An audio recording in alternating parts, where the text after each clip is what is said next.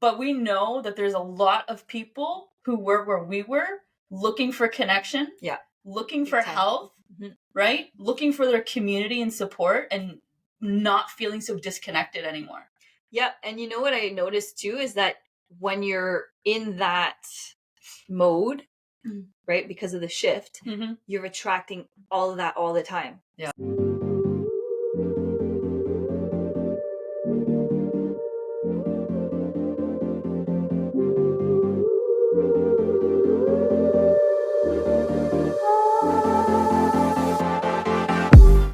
Welcome to the Conscious Journey podcast, where I invite you to have an open heart and an open mind to consciously explore your own life's journey as we dive into conversations that lead to discovery, growth, healing, and expansion. I'm your host, Kristy Morrison.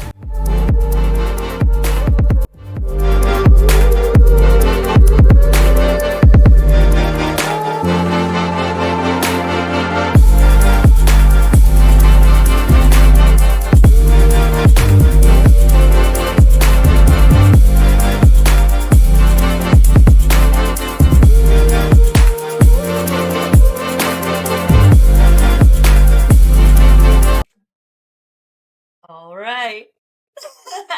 Here we go. I'm super excited for today. We have Adri T, a freaking amazing woman I fell in love with long ago. She is actually has been on a journey of reinventing herself and really going back to the basics.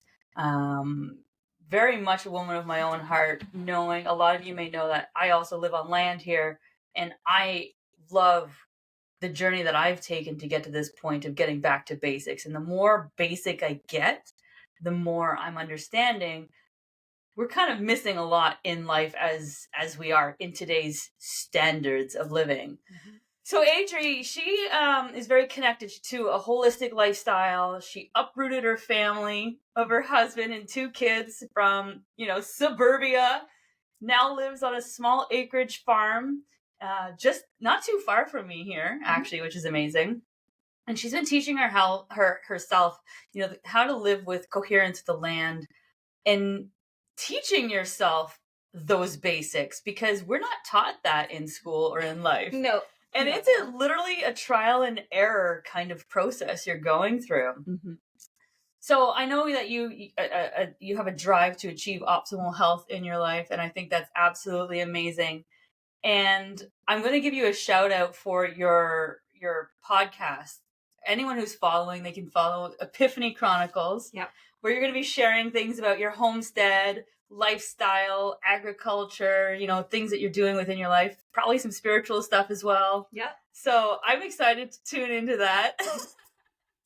But let's get started with your journey. Like, what brought you to this point where you're at now? What drove you into taking your life back? Well, issues with my own health. So I was always into health sciences. That was what I studied at school, in university. I wanted to learn about the body. I thought it was a little bit weird that, I had a body and I didn't get to learn a lot about it in school. So when I really didn't know what it was I was going to go and do in university, I figured, well, hell, I'm going to go learn about the body because it's going to be useful. And then I can, kind of see what I want to do from there. And so that brought a lot of awareness to like the physical vessel that we have, learning a lot about the muscles and the bones and the relationships between the stuff. But there was always something missing, and some stuff didn't seem to be in line with, optimal health. Like, sure, we did a lot of stuff with athletes and learning about optimal performance for sport and fueling and all that stuff. But there was not really anything for the regular person. So we did nutrition and these stuff, and like just kind of putting the 2 and 2 together. So from a very early age, I knew that like our food sucked, and that just through observation, as time progressed, more and more good food was less and less available. And then when I started having children, then it became more important, because it's like now I have to take care of other beings other than myself. So I felt like I was really good at taking care of myself. But then now that I had to take care of little people, actually even myself as I was pregnant, that was where it became like, okay, now I really have to focus on what I'm doing. So I was very conscious about it then. So that was about, I don't know, let's say my son's 14. So I was, taking really good care of my health during my pregnancies while the kids were babies, trying to take care of their food and all that stuff. And I wasn't so like make everything myself yet, but I was very conscious about like the products in our home, taking all like the chemicals out. I had developed over my lifespan a lot of allergies. So environmental, food, all this stuff. And then with my second pregnancy, I developed even more allergies to food. And No so way. it became more, and my other, like, I had spring allergies, but not fall allergies. And then after that, it was like the whole year. So it was like allergic to inside, outside, cats, dogs, food, everything. It was like, how can my body be such a mess? Yes, pregnancy will take a lot out of you, but it was like, how do you get that back? How do you get the vitality that you once had? I was very energetic. I could pull energy out of like nowhere. But then suddenly it was like, how come I can't do that anymore? Right. So really, I think the root of what it is that I'm looking for is that ability to pull that energy back. And I don't believe that because we're getting older, that it means that we can't have access to that energy, because energy is everything. And I think that it's just the body has become so backed up and sludged or whatever that it can no longer give you that. It's having a hard time. So instead of looking at, what does the doctor say and this and that, it was like, well, I understand that my body's energy, but also it pulls energy from food and what I subject my mind to as well. Like that's a big factor. So food became like a mission of mine, and I always wanted to grow my own food. I wanted to learn how to garden. I wanted to learn how to raise my own animals for meat, because if you go to the grocery store or watch any kind of documentaries on meat, it's freaking gross. And the grocery store meat is that type of meat, but it's not the type of meat that you're going to get from your own farm or from small farms. So this whole like meat world thing, it doesn't apply to people who are raising their own animals, because your own animals will provide you the highest quality meat that you can get. And sustainable. Everything is used down to like their poop, right? Because that is the golden nugget. It's gold. It's literally, that's the thing we all talk about. Having the poop being gold. It's gold. You ask your friends, you're like, you got any horse shit? It's golden. And people think you're crazy. You're like, no, like. Yeah, we've definitely become programmed to think that shit is bad. I mean, not shit is all created equally. But so when I started learning more and more about that, like, have you seen the movie The Biggest Little Farm? Yes, I love that movie. Love that movie. Like, that one inspired me a lot. Yeah. Because I was like, you can do that and have like a whole system of just regenerative. Every part like works together in an ecosystem, so that like you don't have to go and pull resources from somewhere else. Everything is happening within its unit. Exactly. And when I saw that was possible, I was like, that is what I want to do. So it totally changed my vision of how I was going to do farming, because originally I thought, I was going to go into a garden and I was going to till it and I was going to do like what they teach you to do in TV. I don't know. Like, where did I learn how to do that in school for sure? No, we didn't learn that from our parents, because our parents, if they're like mine, they're pretty much were right in that cusp of making life easy, right? Yeah. The container foods were like a thing. Mm-hmm. Like lasagnas were prepackaged. There was meals you throw in the microwave. Like, it's all about convenience and efficiency. And, it's an evolution, right? At that time, that generation was kind of at a pivotal point where a lot of them were spouses were going back to work, and they had less and less time for their family, less and less time to be in the kitchen, no time to grow a garden. No. So they were kind of focusing on the convenience of lives. And now we're in the evolution where we're realizing these conveniences come at a price. Yeah, big time.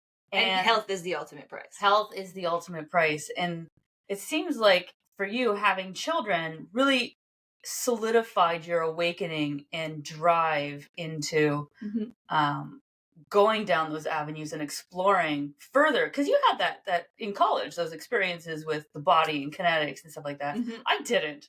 I had my vet tech history, and I had animal nutrition, but it's like bagged food, right? Yeah. Like, what type of protein do you need for this? And they don't teach that. And my personal awakening was, when was it? I don't even have a defining moment. I just realized that through my own journey, I got sick, tired. I gained weight, and I was just like, why am I gaining weight? Like, what's out there? My business actually made me rely on conveniences. I'd be going to McDonald's. Now, You're like, even the word, I'm like, I know. So I've eaten McDonald's too. I laugh. Right? And we can't judge ourselves for that. We don't know. We don't know until we know. Exactly. Right? It's once you have the knowledge, then you could do with what you want with it. Right? You do better when you know better. You do better when exactly. So yeah, it's those things, and once I kind of fell into those conveniences, and I was gaining weight, and it made no sense, and I was sick and tired, and I'm noticing that I don't have any energy, like you were mentioning. I too had those reflective moments, and we had a garden when I lived in suburbia in Barrhaven. We had a garden, and absolutely loved it.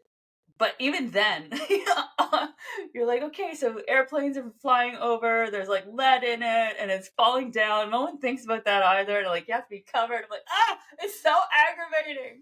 But it's better than grocery store. It is. Way better than grocery store. Oh my God. Because you're getting the nutrients from the ground. Exactly. And I think that's where my biggest epiphany is that if the soil has nothing in it, the food has nothing in it. Yeah. And so it has now become my mission to farm soil. Like, whatever I grow in the soil will be immaculately exactly what it's supposed to be. But if I can focus on the soil, then I'm going to get the best out of the nutrients that I'm growing. Yeah. So like, now I look at grocery store food, and to me, it looks like the shell of something. It's like you could 3D print a lettuce or an iceberg or an apple or whatever. They probably are. Yeah, you don't know what you're getting anymore. But like, in terms of nutrients, there is not what they say there is. And then if you get on this like wave of looking at nutritional facts, like, have you ever used those apps that you can put in like what you're eating, and then it tells you, okay, nutritionally throughout the day, what it is you're getting? Exactly. Yeah.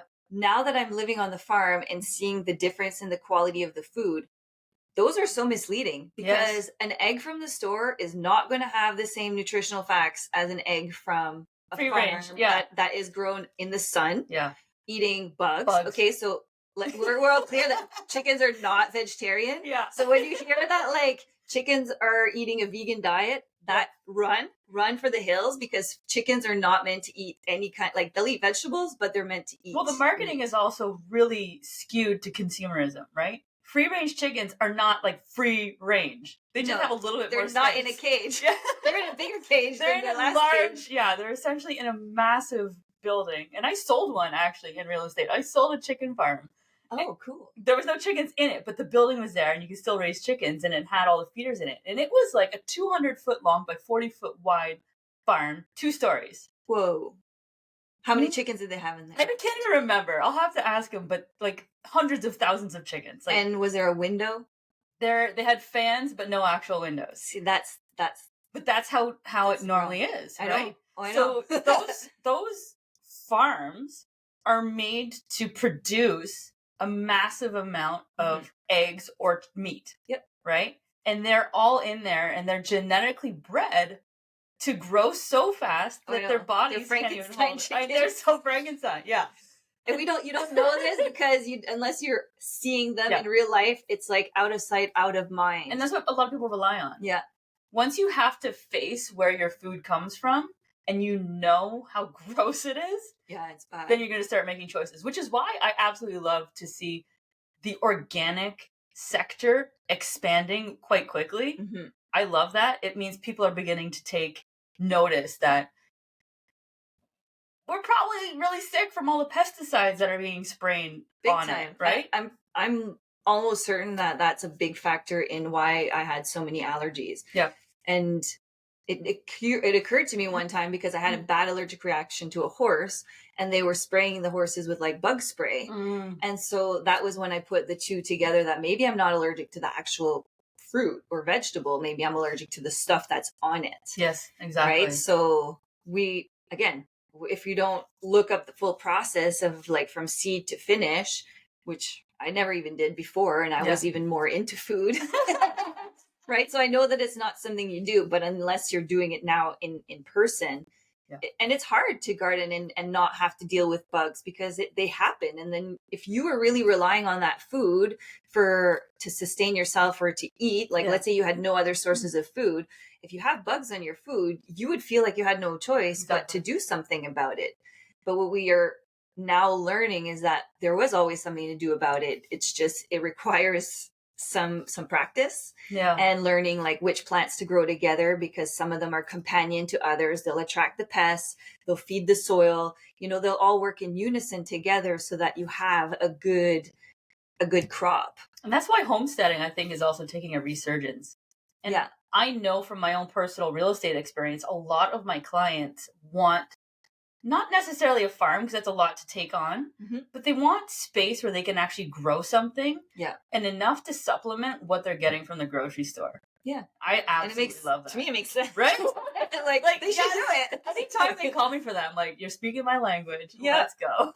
Yeah. You're like, how can I help? Exactly. I love it. I absolutely love it. So let me ask you, you took the plunge. You went into farm life, cows, horses, pigs, chickens, guineas. Guinea I got from you was my first pet on the farm, actually. The first one? First one. Hey, that's awesome. And she's still alive.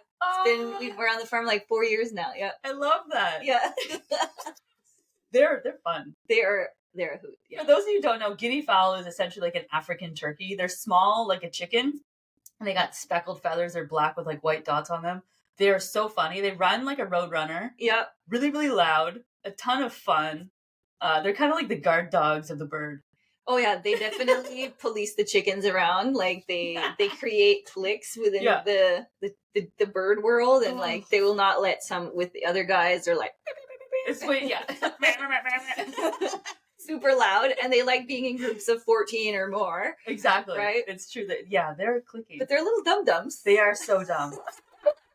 So I have not been able to like grow the flock. I'm at 7. Right. It's the time. They need a surrogate mother. Yes. To help raise their children. The chickens are poor. Yeah. The chickens they'll always like pick a chicken. She hangs around with them. She's the nanny. Like just observing the animals has been just such a form of entertainment, because it's like you see patterns in life, and it's like, wow, what have I been missing? You know? And I'm so grateful to have these experiences to share with my kids. Because I feel like I had some of those experiences growing up, but the kids now are so like in the matrix on their phones and their devices that you can take them to farms, but you don't get to be in the farm and like the detailed experience. Yeah. Farms have gone so, I don't know, big or... So, wait, hold on. I was going to say that my question is, why would you get into a farm instead of just buy from a farm? And I think this is answering the question without even getting... See, we're so energetically connected. Because I want to be in it. Yeah. I think that by me playing a part in it, it soothes me energetically as well as in form of nourishment. Right. Because I'm in the cycle. Right. And you're actually grounding a lot more than ever before. Oh yeah. If anyone doesn't know what grounding is, earthing, it's essentially putting your feet into the dirt, into grass, and energetically getting those ions that are coming from the earth. And it's helping us regulate our body. And there's been thousands and thousands of studies. There's even documentaries. Highly encourage you to check out the documentaries on how grounding and earthing really does help. As Canadians, that's why we have a lot of depression too in Canada, because we get disconnected in the wintertime. Mm-hmm. So there are ways you can connect through like a grounding mat or blankets, plants in the house. That's why if you've ever come to my house, I have a crap ton of plants. I'm always sticking my fingers in them. Anything that's rooted, like if you're in the forest, touching the tree, because our boots and our shoes is really what cuts off that circulation. The rubber, And I've even seen this in horses where when the horses have a horseshoe, Mm. it disconnects their ability to ground. So under like those heat, what do you call them? Those heat cameras. Infrared. You can see that the circulation is actually not there. So they can't really feel their feet. So we're very similar in that sense that we have tons of sensory under our feet that give us information about the world and our body. And so much is going on that like we internally know, but we don't like know with our brains. Yeah. And then, we're cut off from that too. So then we feel like spaced out or not grounded. So how has living on the farm impacted your life and your family's life from how you feel perspective? Like, how has it changed even your kids? Like, do you notice a difference in how they are in school? Do you notice a difference on how they are at home with their friends? Like, how does it show up in your life? Like, what does it look like? Well, they're more responsible because they're subject to more responsibilities, which was the point. We wanted the kids to learn about like discipline and being able to self-motivate. So at this time they're 13 and 14, so I have to motivate them. They kind of like, buck and whatever, like, oh, I don't want to do that. But then, we come back to like, well, this is what we're doing as a family. And then they're okay with it because they like doing the chores. My son likes doing the physical stuff. He's an athlete. He likes to, lift the hay bales and drive the little carts and go get the hay. And, so I've tailored the chores to the things that they like to do. So then it's easier on me. My daughter likes taking care of the horses. So she is, she's learning a tremendous amount of stuff with the horses and she's teaching me a lot about the horses. So I'm like, this is awesome because I'm being able to touch into something that she likes. Finding things that teenagers like these days is hard. So they can find a passion, they can grow with it, they get to be with it. So, I could have had her go to a stable and do all that, but she gets to do it at home. Which is wonderful. So she mucks stalls, she prepares food, she cleans the horses, she takes care of them, she exercises them. Amazing. She cleans their hooves, she knows what to look for in terms of like their well-being and what's good for them and if something's not working with them. So her awareness about her environment, both of them, is like highly impacted. So they're walking around the world and they're attentive. And that's something that's super important to me at the farm is that, when you're walking around, it's important that everybody kind of has their eyes peeled because like an animal can get out of the fence or can get caught in something. Or one day we found our cow had a baby in the field and it was winter time. And we were like, oh, we didn't know she was due that day. Wow. We thought she was due like 2 months later. So if they were going around on their phones and like doing reels and taking videos, they would have missed out on that. So I love the fact that they're present and they're aware of their surroundings. And that's super important to me because I think that's very important for safety. Totally. I mean, that's a really good thing for any teenager to learn because a lot of them nowadays, from my experience, I see and I hear colleagues, friends say that their teenagers are usually in the basement, they're playing video games, they haven't seen the light of day forever, they don't go out and play with their friends because they're embarrassed or they have anxiety, which it's a construct of the world that has been created. And it's sad because we grew up in the world where we were always outside. I think we're the best generation. We had the most fun. Born in the 80s, raised in the 90s. Yeah. Best. Lots of non-evidence out there, which is perfect. Yeah, no distractions from cell phones. You got out there and you found your friends by finding their bikes. And he came home when the lights were going off on the street. Exactly. Or so hungry. I'm trying to raise my kids with a bit of that independence to like go bike to your friends or go bike into the town or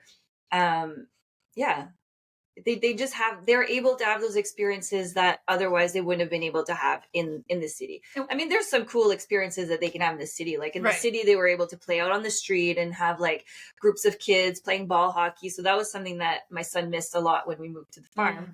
But he quickly found like the hockey friends and they all live nearby and, so that's not an issue. And when they have friends over, they can go snowmobiling, they can like run in the forest, they like playing tag, live life like what we did. They get to be kids. Life. I love they get to be kids, they get to explore, they get to be creative, be adventurous. And now that like we're gone into this like mode of safety all the time, it's like, well, there's an element that you have to learn how.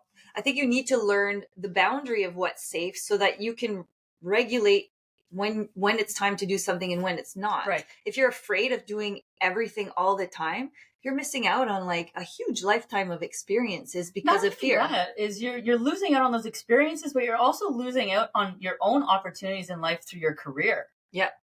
You're probably not going to speak out and say what you need to say that could get you that promotion. Mm-hmm. Like there's a lot of things that it's all intertwined and you're not experiencing because you're too afraid to. Yeah. Like what's the worst that's going to happen?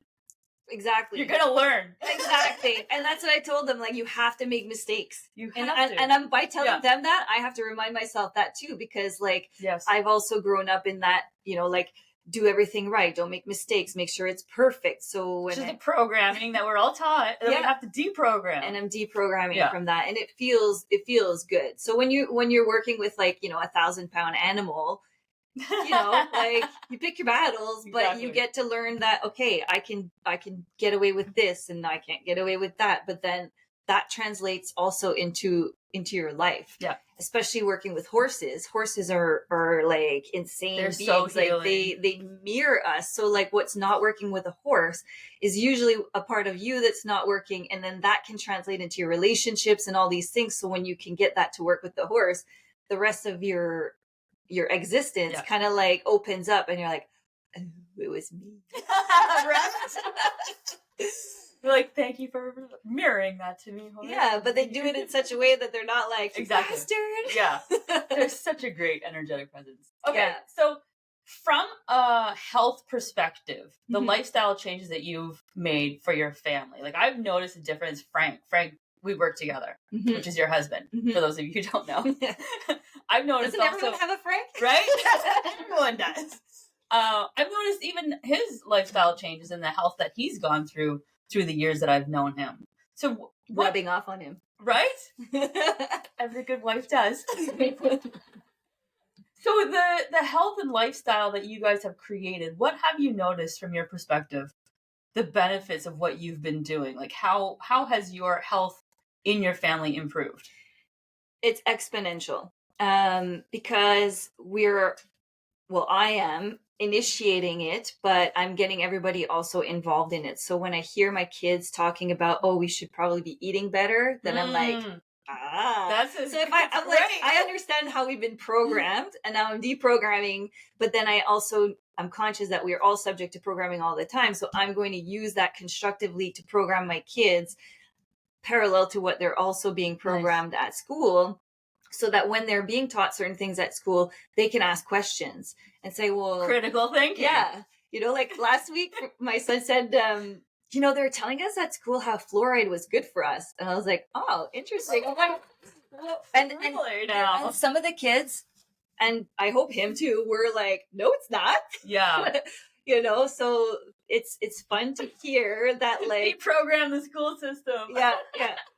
And then, that can backfire too, because then they're like, well, you told us. Right, I know. School's not that important. It was like, okay, but not like literally, but like, learn how to learn, make mistakes, like do those things. Yeah. But so we gotta watch what we say sometimes too. It's so true. Like, screw the school system. I'm not going to go to school today. Like, actually, no, you really do need the structure and the systems that are in place. And math is a great skill. Language right? helps. It's a great thing. And like, just, you know, learn the history, but then like dump the information later because it's his story. But stay curious. I think the point is, school to me, from the perspective, is like an introduction to our world. There's things that we need. We obviously need language. We need math and science and shit like that. But like history, stay curious. Yeah. Is that actually true? And ask questions. Ask those questions. See if they even know. Exactly. I know. Right?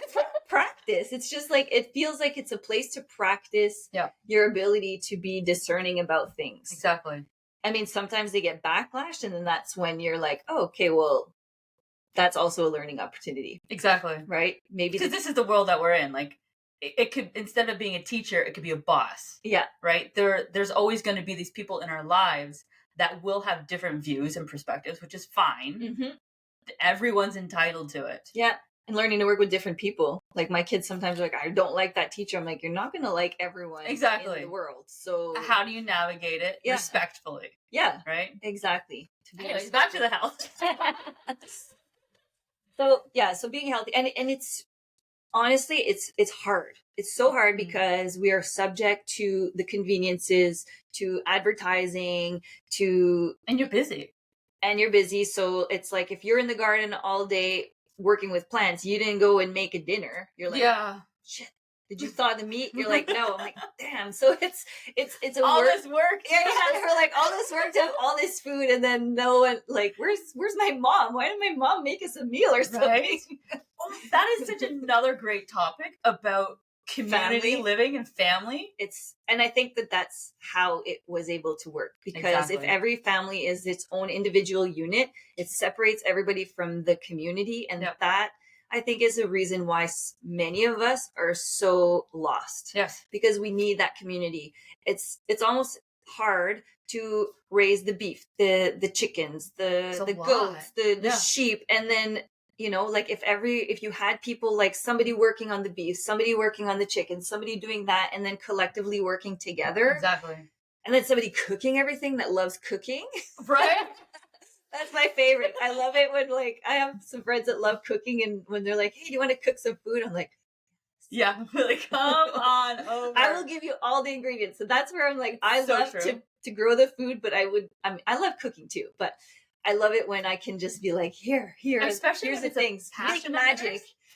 They're so creative, and they do make magic. Like my girlfriend Christina, I mentioned her previously in another podcast, and she is shout out, Not Your Average Beat is her business. Cool. And she loves coming here, picking from our garden. She's like, oh, I'm just gonna make blah, blah, blah. And I'm just like, I had no idea that was possible. I'm like, can I marry you? Yeah. You're like, you want to move in? Right? Please be my wife.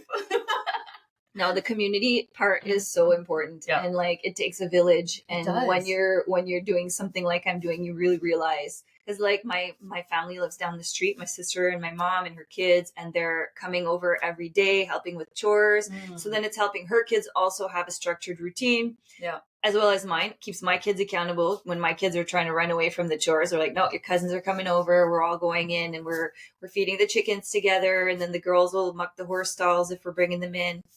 And it's just, it's group work, and it's fun.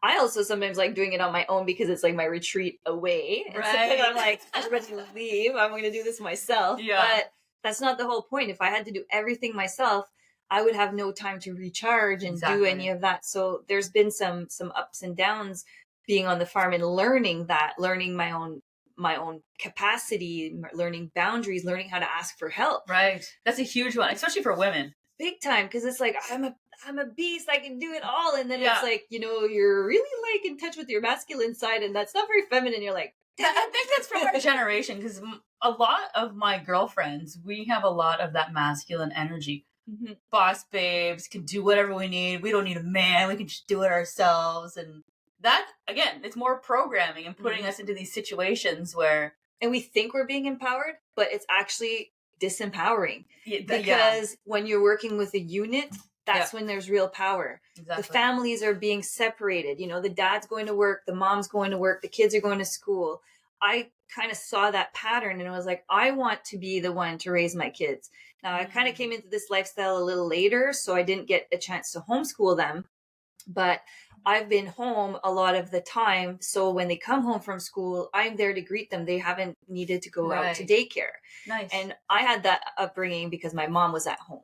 So, because it was in my reality, to me, it was part of my family values, but I know that that's not available to everybody, or they may have just not had that experience. So like, when you said you don't know what you don't know, if you grew up in a family with both your parents working, you grow up with the same values, that's what you're going to do too. Yep. So what's fun is that I'm able to help, inspire by giving the idea that that's not necessarily needed. Like you can create a life that you want. Mm-hmm. Yeah, it's going to be hard. There's going to be some challenges. There's, there's sweat, there's blood, there's tears, there's injuries involved, but I've never felt more alive and in touch with my life ever. Like my brain is so like satisfied because it's like I get to learn things and I don't need to see it from like a professional. I'm like a kid doing like little science. Cause like, oh, what if I do this? And what if I plant these seeds together? And what if I just, this winter or well, when it was frost, I like spread a bunch of wildflowers everywhere. So I'm like, are they going to grow? Maybe, maybe not. Right? I don't know. Like, it would be really cool to find out. And it's just so getting so in touch with that playfulness and the ability. So yeah, there's a trade-off. It's hard, but then like in terms of like what you get out of it is so enriching. Hard is a term I don't even like because it's all relative, right? You gotta have to pick a hard. You gotta pick a hard because everything is hard. Through convenience, but then your health is going to take such a hit, and you're gonna have to deal with that in the coming years. Whether it's cancer, dementia, or any of these other freaking ailments that have a long list that are affecting people nowadays. Yeah, exactly. And I look at like my parents' health and what if we follow what our parents did, we are gonna get what our parents got. Yes, like. There's definition of insanity, doing the exact same thing over and over, expecting different results. Exactly. So like my dad passed away at 61 of liver failure, and like so there was a part of my life where I was drinking a lot, and I was like, well, geez, if I keep doing that, then that'll be me. Yeah. Right. Like I'll have to eventually stop. And so that was an internal struggle that I had. Now I had already moved on the farm, and it was like, well, I'm going through all these processes to be healthier, and then here I am drinking. And I also had breast implants, and that was another one. I was like, I feel so weird right now because I'm like, this doesn't make sense. Yeah. I'm like, I'm going through life, because like in my previous life, I went through all the same things that like, go to school and get a job and find a partner and have some kids. And it was like very textbook. And we were hitting all the things. Nailed it. Get a boat, have a cottage. And it was like, okay, so like now what? And did you feel fulfilled? Never. Right? Never. It was always like, what's next? What's next? What's the next thing? What can we do now? And it was not, you can't satisfy that is hunger, but it's like it's coming home. I feel like I'm coming home to myself now more than I ever did. But because you're paying attention more to yourself. Yes, but I didn't feel like I had permission or the space. Well, also, this is where I want to kind of cycle into the next half of our topic is society's pressure that is put onto women. Mm-hmm. We are pressured from a very young age to look a certain way. And if you don't, no one's going to love you. Yeah. To act a certain way. You can't be too loud. You can't be too out there. You can't be a boss babe because that's a man's sit position. Down, be quiet, look pretty, be attentive, be obedient. Like you would get points for being obedient. Right? Like you were loved more for being obedient, for being quiet, for achieving like if you did good grades or if you got past your piano exam, and then like, so because your parents look good, if you look good, so then there was like a pressure, make your parents proud. So I'm like super conscious about this. And when I come out and I say something like that, I'm like, oh shit, like, no, my kids have to make themselves proud. They have to be happy with what they're doing. It's not for me. They're not doing it for me. But that's when you see that the programming is there. Exactly. And you're like, I just said that. Oh my God. I don't know. You're just like, damn, I thought I wasn't in that world, because you're like, I know all these things. And it's so funny because like as a young teen, you're feeding that kind of system. But then now in my 40s reflecting on it, and I'm like, I was totally feeding that system. Oh my God, me too. You would say things to your friends. You'd be like, oh yeah, don't wear that. You look fat. Mm-hmm. Or does this make me look fat? Mm-hmm. And we're always putting just ourselves like your eyebrows. Down. Yeah, we have to like. I can't look at you with your eyebrows like that. I can't leave the house. I have a zit. Like all those things. And it's absolutely sad to see the corner that women have been pushed into, and we even still see it now.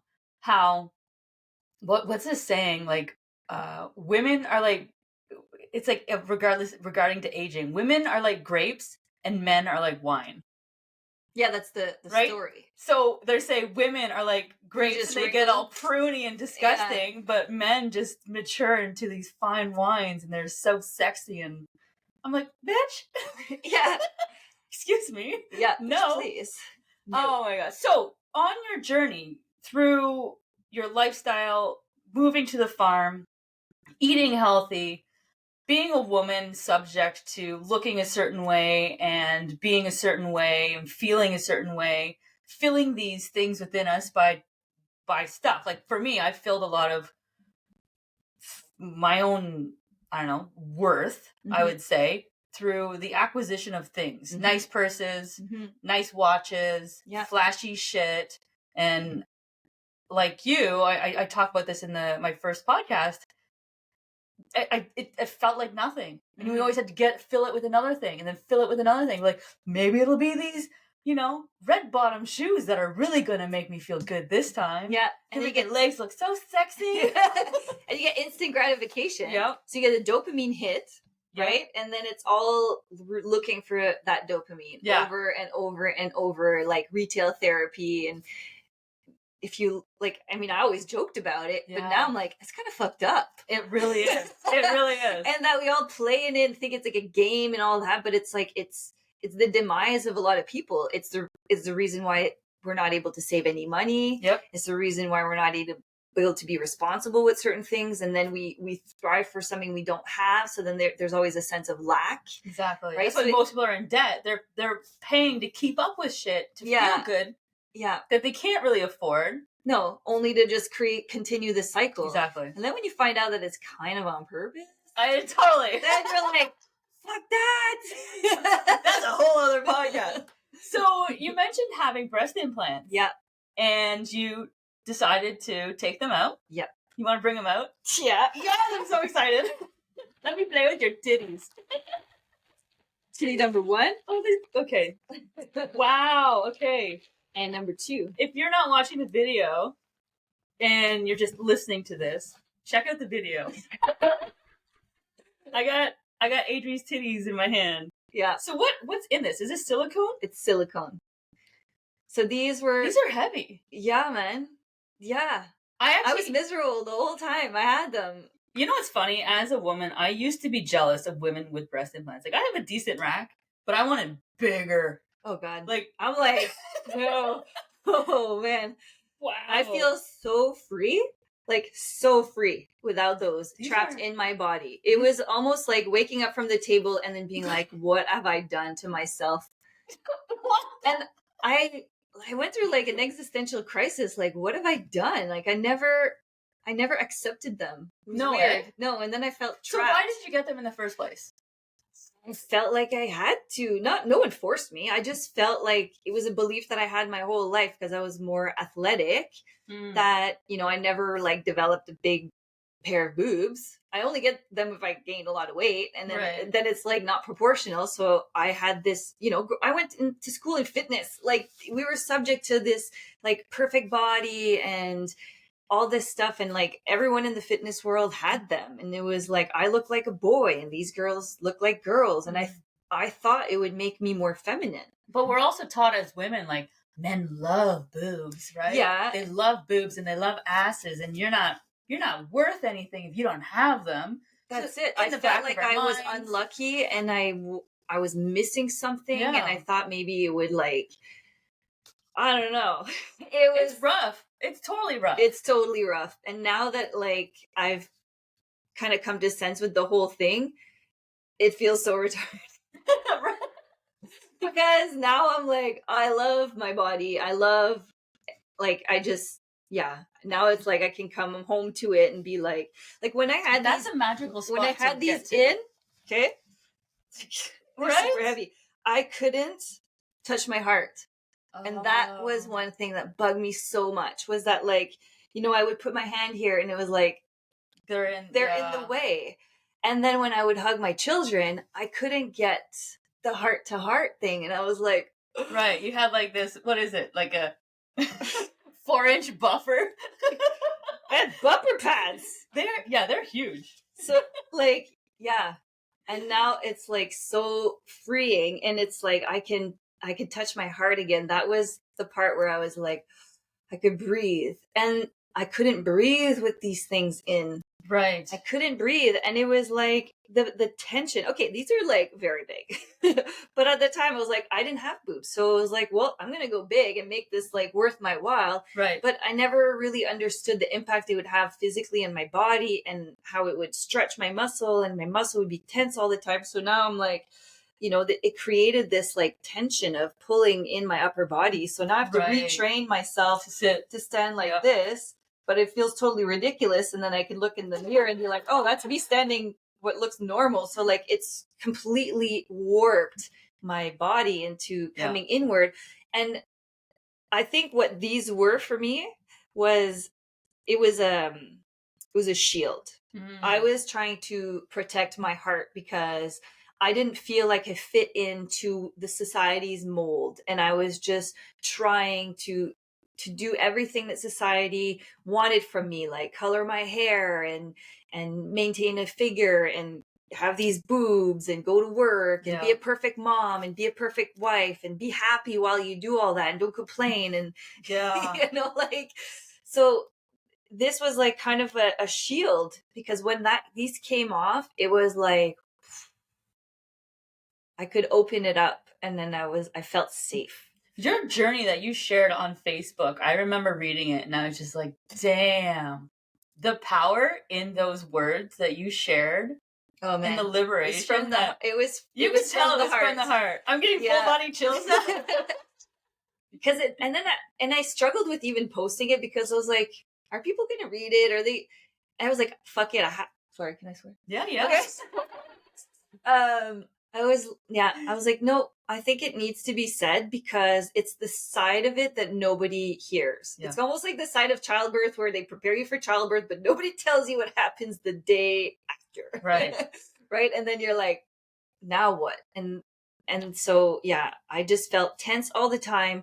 I feel like because of the tension, it was starting to cause health problems in my body as well. Mm-hmm. So there is a thing that is on the internet going around, and people are talking about it. It's called breast implant illness.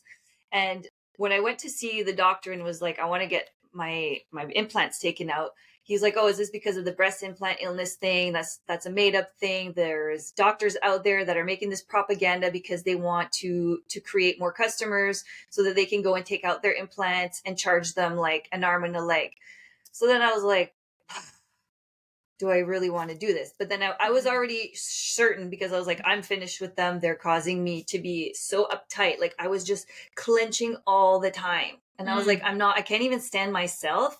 So like I would always be agitated, and like your body was talking to you. My body was screaming at me. And like, your intuition was like, hello. Pay attention. Yeah. And so I think if I didn't listen to that, I would have been in like big doo-doo with it. But I do realize that the breast implant illness thing is a thing. I firmly believe it is a thing. These are toxic bags. They're in your body. Your body is continuously trying to tell you, get these things out. Mm. They're creating scarring. They're creating like inflammation, right? So inflammation goes and fucks everything up all the time. And if your body is constantly in survival mode, your body can't heal, right? Because your cortisol levels are up. And when you're in survival mode, your parasympathetic nervous system cannot kick in and do its job. You're always on sympathetic nervous system time, which is like revved up. Yeah. Always. So after I had them taken out, it was almost like, whoa, a wave of like weight. I even got like super thin. It was weird. But like, I was really tired, and I had to kind of like, I had a healing crisis where I had to recover in terms of energy wise. Mm-hmm. And now it's been what, like 2 years? Yeah, I think at least we're coming on 2 years, 2 or 3 now. Now I'm like feeling a lot more like myself. And I'm raising a 13-year-old daughter, and that was also part of my like, shit, what have I done? Like, am I going to tell her like, yeah, you need to have these enhancements so that you feel whole? Right. I was having a big problem with that, because I'm trying, and she's having the exact same mindset that I had at her age. Yeah. And I was like, Oh, It wow. comes from like everything around us. I remember being a teenager, and it's what the girls say about themselves. There's a lot of negative self-talk, and even if you don't believe it about yourself, so let's say some girls like, oh well, I'm really fat, and if you don't believe that about yourself, there's something you're searching for. Like, oh, if she thinks she's fat, what else about me am I lacking in? And we really need because to, you see them as beautiful, and you're like, exactly. How do you think you're fat? You're the most beautiful person. Exactly. I know. And then I know what you're saying. We relate. Yeah. We're trying to have this relationship, and we Especially relate. at that age. They're so young and impressionable, and it breaks my heart to hear the stuff that comes out of their mouth. And I was very conscious of this. So when she was like, 7 and 8, I would get her like to be very aware of her body and say nice things about herself. And she would be like, I don't understand how anybody could not like their body. I love myself. And I was like, I wish I taped her saying that so that I could play it back now. Yeah. And I contemplated it and I didn't do it. And now I'm kicking myself because I was like, no, for sure she's going to bypass that because she's like, she's just so great. She is still great. But like, you can see that whatever they're subject to on the internet or through their own inner circles is definitely playing a toll, because she gets told the same things that I was told, that she's ugly, that she's too loud. And so my daughter's a beautiful, she's amazing girl. Yeah. And she has an incredible voice. Yeah. So she is loud. Like, but she's gonna change the world, I'm sure of it. Like, yes. She's just a powerhouse. But the people at school are definitely challenging her to try to bring her down a notch, because she's going to make them uncomfortable with the confidence that she has. And tell her, listen to episode 1. I talk about my life when I was told I'm too loud. Oh, yeah. And how it actually ended up working for me. Yeah, good. I will. She would probably love that, because it really does. Like in that school, I was always told the same things.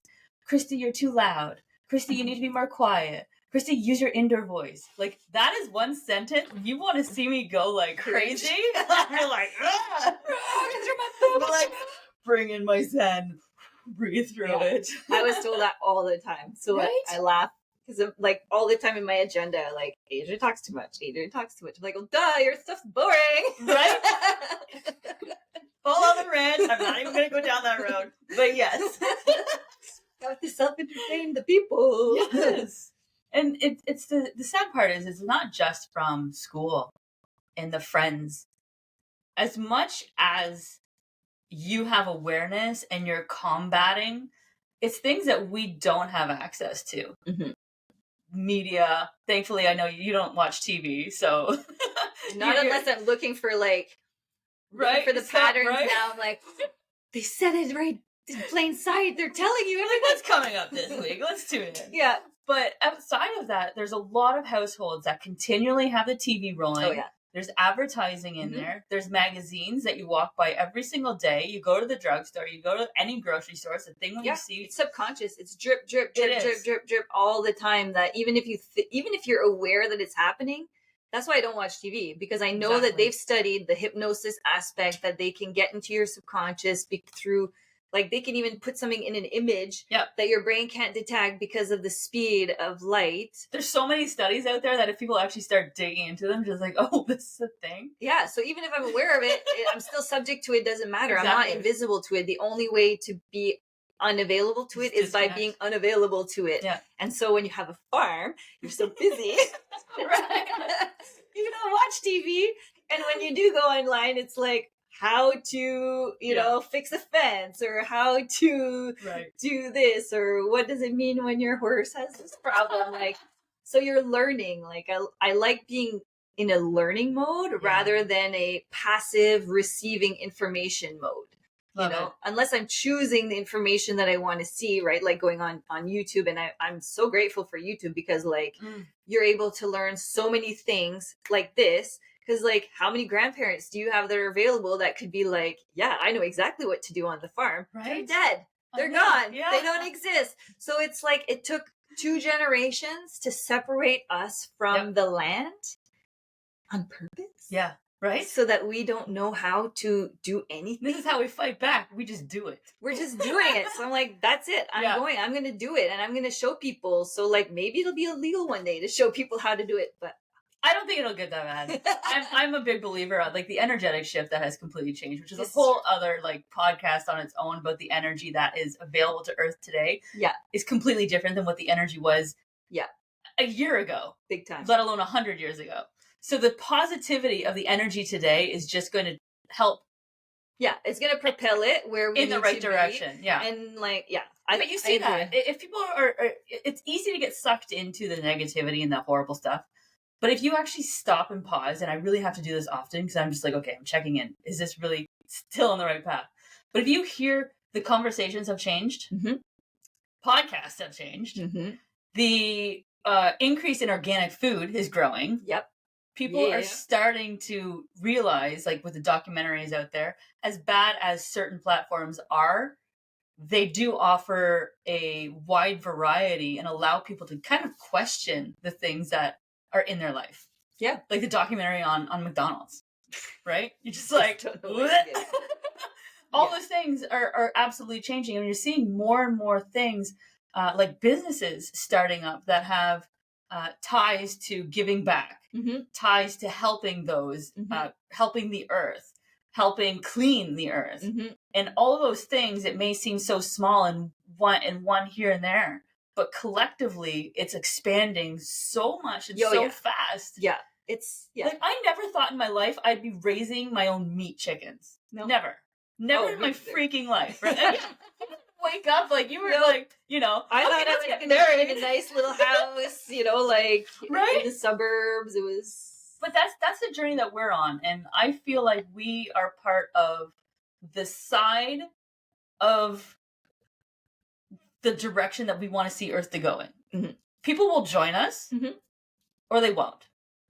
But we know that there's a lot of people who were where we were, looking for connection, looking for health, right? Looking for their community and support and not feeling so disconnected anymore.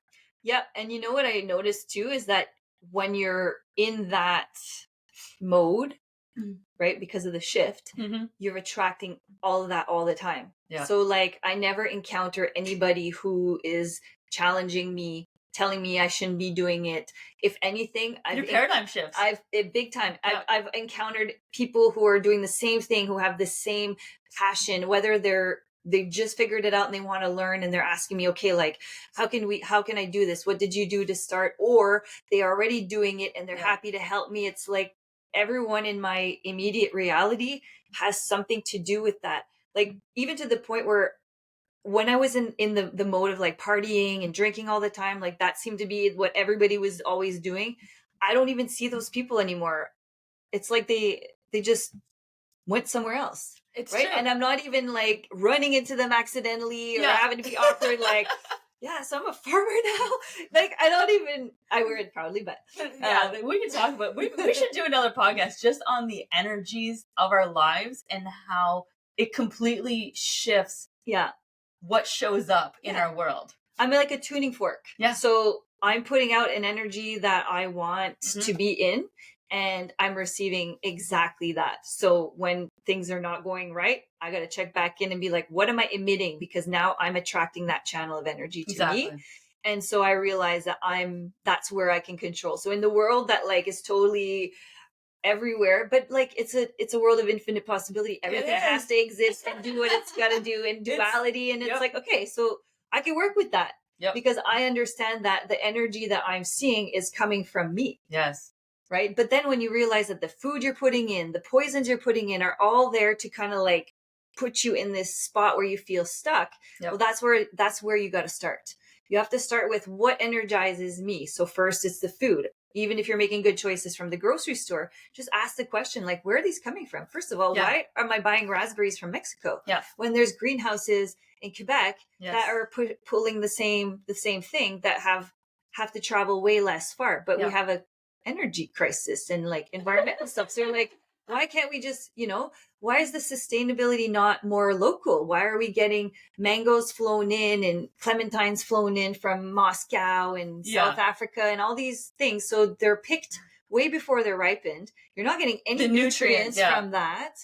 These are grown in climates that are very sunny. We're living in a climate right now that the sun is reduced. So what happens energetically when you're eating a sunshine fruit and you're not getting the sunshine?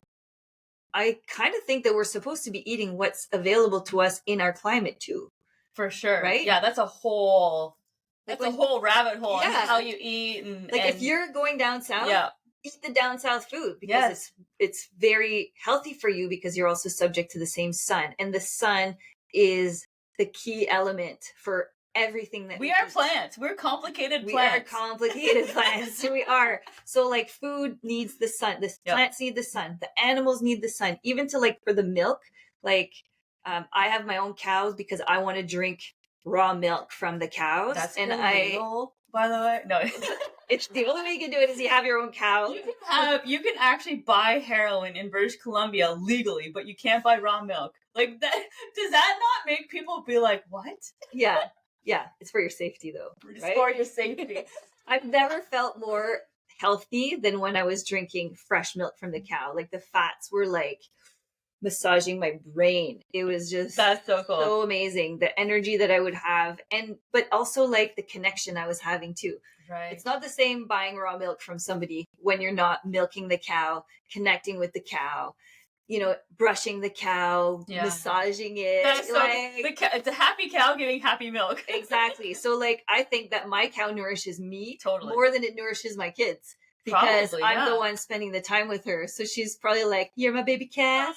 And she can decide what she wants to give too, right? Like it's magical. Like it's a magical world. But the energy that you put in is the energy that you receive too. So when you're taking care of a garden or animals or any of this, because you're part of that system, it is nourishing you back. So like in some of the native cultures, like plants translates to those who take care of us. Yes. And we are an important role in that because like we move the seeds, we do, we connect those things, we bring the water, we remove the things that are not good for them. It's like we play an important role in that. And in return, they bring us nourishment. I love it. So like when you go to the grocery store, we're missing out on like a world of magic because we didn't participate. Health benefits not along with those magic. Okay. So before we wrap up, I want to give some tangible things for the listeners. It's clear that the biggest thing for anyone who's looking for a shift in their life is to look at their diet. Mm-hmm. And we're not saying all of you need to go out and buy some land and raise some animals. If you do, give me a call. But some easy things that you can do is there's things like you even started when you were in the city. I remember you had a tower garden. Mm-hmm. Yeah. You can grow your own veggies at tower gardens. You can do indoor hydroponics. Mm-hmm. You can have a small garden to the side of your house. Like instead of it doesn't have to be big. Like I am a person of massive projects and I like to challenge myself by just taking myself and putting myself in that environment. Yes. Because I won't learn if I'm not like thrown in the water and now like try to swim because I will create all the excuses why I shouldn't and then point out all the problems and whatever. So it's like, just go. That's how I learn. Not everybody learns that way. So starting with what you have. And define what you eat a lot of. So if you eat a lot of sweet peppers, grow like 4 sweet pepper plants and tomato plants if you eat a lot of that. And then supplement the stuff you don't eat. So for example, like I rarely eat Brussels sprouts. I should probably eat them more. But if you don't like them, you probably don't need them. I think that we intuitively know what our body needs. But that's the thing. Like, if I wanted to, it's much easier for me to go buy it than to try and raise a bunch of Brussels sprouts. Because you have to plan ahead when you're gardening. Like you're doing, like we're gonna plant some seeds in March, right? And then those seeds are gonna be ready to plant. You're gonna follow your podcast, May, June, and you can teach them all those tips. So it takes some planning. It's not instant, and that's just where we're relearning how to do these things. And then you appreciate everything you grow because you're like, wow, I put like so much time into this. Don't throw that in the garbage. Exactly. You eat it and you respect it. Yeah. And instead of just going straight to the grocery store, maybe being a little bit more mindful about having a relationship with the local farmer. Yeah. You can buy straight from a farmer a chicken or cuts of beef or bacon, things like that. You go straight to them and they love that. They love to have direct to consumer instead of mass production to a grocery store that claims to be, because it all gets mixed together, right? And they don't get to stand out as a farmer and be like, this is mine and I took pride in my work. It's just like mass produced and then one little corner of the good. Yeah, and they can't compete with the prices. They can't. Right? So like raising an animal costs a lot of money because we have winter, and over winter you have to feed them. So unless you've got like tons of acreage to grow your own hay and have the equipment to bale that hay, you have to buy hay from another farmer who's growing hay and have the food for the animals throughout the winter. So like you said earlier, it all has to do with production, mass production, mass profit. It has nothing to do with health.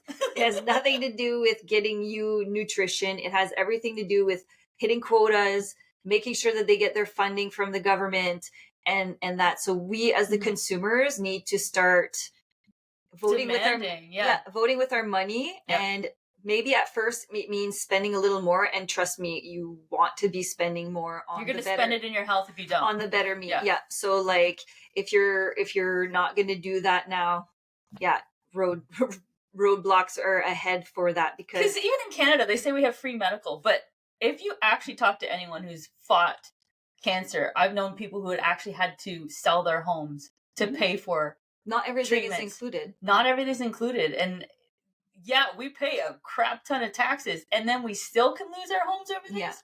No, I'd rather pay the $30 for the free range organic chicken eating bugs than the $8 for the mass produced one. You're like, $8? When I see a full chicken for $8, I'm just like, ugh, what was that raised with? Because if it's cheap, it was raised cheap. A chicken now is going to be $20 and up. Right? For a good chicken. It has to be.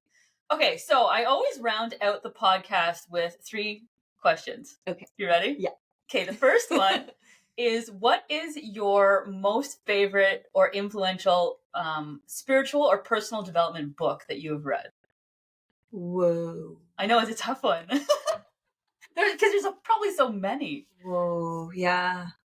I think one that shifted me a lot was the 5D one. What was it called? Oh, Waking Up 5D. Yeah. You told me about that one. That was a good one. Waking Up in 5D really helped, because just the way she said that you can use like your voice to kind of shift. Like especially on the farm, I use it a lot. Like if my dog gets out or if one of my animals gets out, I immediately say this animal is safe, and I'm connecting to that energy that the outcome is good, rather than thinking of all of the scenarios that could be going wrong, because now with my mind I'm creating those realities in real time. Exactly. So that one definitely I use. That is a good one. All the time. Yeah. Okay. Waking Up in 5D. Very good. Next one.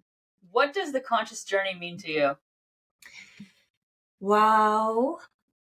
I think it means being present and connected and accepting of the layers of everything that comes up as our teachers, and honoring them, because we know that they're just that.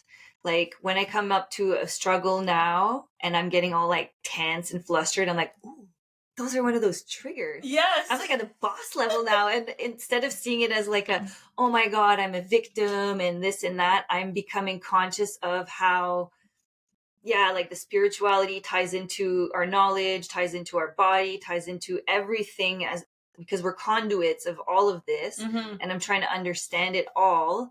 So now, like, instead of being afraid or trying to resist, I'm leaning into those types of resistances. And as I've been practicing doing that, it's never fun. I'm not like loving them, but I understand that it's temporary and there's going to be a shift. So to give you a small example, I had a dog that had an injury by another dog, and it happened in front of us, and it was very traumatic. And then I went to pick up my dog and I got bit. So then I had a trauma. So it was like a bit of a whirlwind. But then I realized that there's a lesson here for me. Instead of being like, oh my God, and shaming everybody and getting mad at the situation, because it was tragic. My dog had to be put down.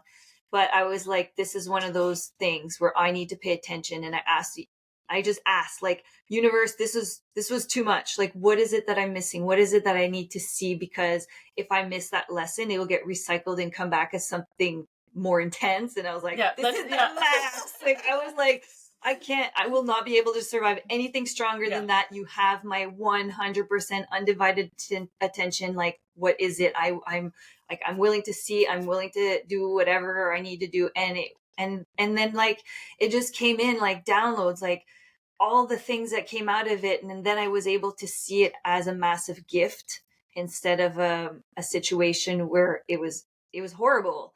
But instead of seeing it as something that I'm now traumatized over and unable to recover from, I've gotten so many shifts out of it because I asked to see it for what it was. So when it comes to just being conscious and aware, your whole life is created by what's inside. Yeah. So that's powerful.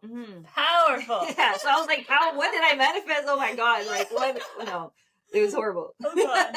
And the last question is, what is one of the biggest lessons that you've learned in your life that you're grateful for? I'm continuously learning lessons that I'm grateful for. I don't think there's one that one was one big one for sure. Another one, I got bucked off a horse when I was in my 20s, and I was terrified of horses after that for a very long time. And every horse I got on after would try to buck me. So I was like, how does it know?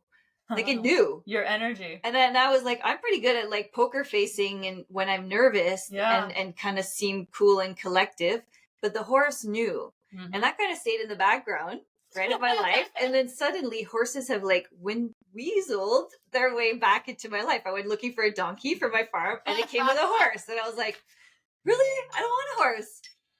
Look at that. And been working with them has been completely mind-blowing because I've been able to overcome this massive fear and allow an opening for them to do their magic. Love it. So that has been a big lesson in overcoming fear, in learning how to manage my energy, because they will learn ya. As they say. And so so the horses was definitely another one. So it's always having to do with animals. Right? I love it. Well, I believe animals are here on earth to anchor a lot of energy and hold space for us and teach us lessons. Like dogs, no contest. They teach us unconditional love, support, like caring, kindness, like all of those things. They're literally on here to serve us with that kind of love. Oh, yeah. Yeah.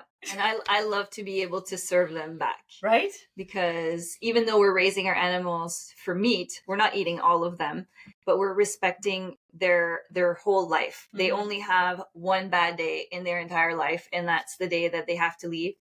And we honor everything about them. We use every part of them. And it's like they come back and fuel us. So they become us, literally. Like we need their parts to nourish ourselves, and same with the plants and same with everything. And you realize that we're all connected, and that I don't think there's anything wrong with that when you're putting that much love and energy into them. Love it. And they give themselves to you. They do. They actually do. So I don't think that they have any problem with it. They have problems with being mistreated. They have problems with being abused. They have problems with all that. And that I'm not for, which is why I'm doing it. I even noticed that with my own chickens. Like when you respect them, there's just a different energy that's present. And you thank them. Totally. And that comes into the food and the nourishment. And then you get to share that with your family and your friends. And it's just been such a cool experience. And everyone's like, why does this taste so good? You're like, because it's filled with love. It's not filled with terror and shit memories. Right. And yeah, you can taste the love. It's so That's true. what it is. Okay. This has been absolutely amazing. I think today it was phenomenal. I'm awesome. So glad that you were able to come and join me today. Thanks for having me. Thank you everyone for tuning in. I hope you enjoyed today's podcast and all the information and content that we provided. As always, we hope you come and tune into the next one where we're going to deliver some other content that we're excited to share, that we are on the conscious journey of life. Yes, we are. If you enjoyed this episode, of course, you know what to do. Like it, share it, tag your friends, share it with anyone you think that it would be inspirational for, because we all are here on this journey, walking each other home, learning from our own experiences and sharing it. Absolutely. Right? Yeah. Awesome. It's been great. Thanks for coming out, guys. We'll check you next time. That was awesome. That is so exciting.